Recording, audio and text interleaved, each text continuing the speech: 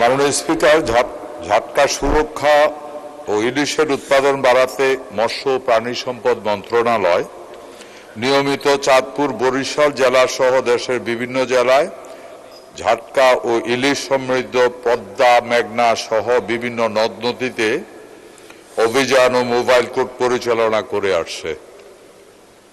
এছাড়া ঝাটকা বিক্রয় ও পরিবহন বন্ধে মৎস্য আড়ত, মাছঘাট এবং মৎস্য অবতরণ কেন্দ্রে সহ বিভিন্ন বাজারে নিয়মিত অভিযান ও নজরদারি অব্যাহত রয়েছে।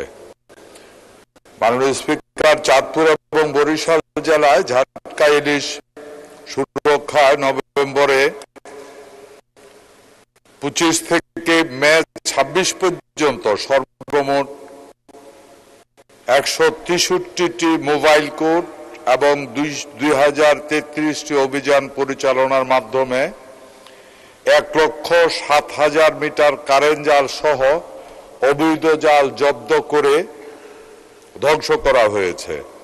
একই সাথে উল্লেখিত অভিযানের মাধ্যমে 19,50,000 টাকা জরিমানা আদায় করা হয়েছে। 213 জন অসাধু জেলেকে বিভিন্ন মেয়াদে কারাদণ্ড প্রদান করা হয়েছে।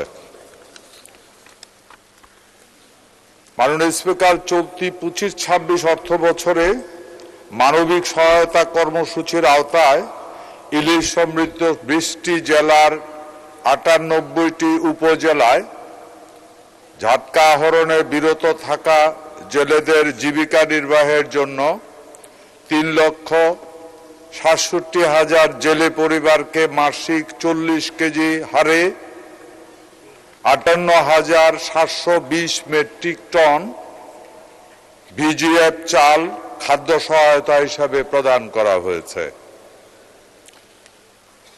মাননীয় স্পিকার, উল্লেখ্য, চাঁদপুর জেলায় 39,400টি জেলে পরিবারের মাসিক 40 কেজি হারে 6,304 মেট্রিক টন চাল, বরিশাল জেলায় 44,736টি জেলে পরিবারকে মাসিক 40 কেজি হারে 7,158 মেট্রিক টন চাল খাদ্য সহায়তা প্রদান করা হয়েছে।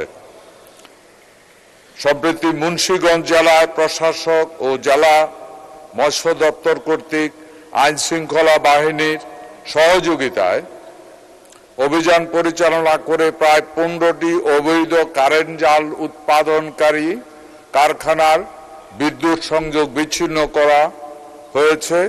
কারখানাগুলি সিলগালা করা হয়েছে। ফলে ভবিষ্যতে অবৈধ কারেন্ট জালের উৎপাদন ও ব্যবহার কমবে, ঝাটকা রক্ষা কার্যক্রম সহায়ক হবে ইনশাআল্লাহ।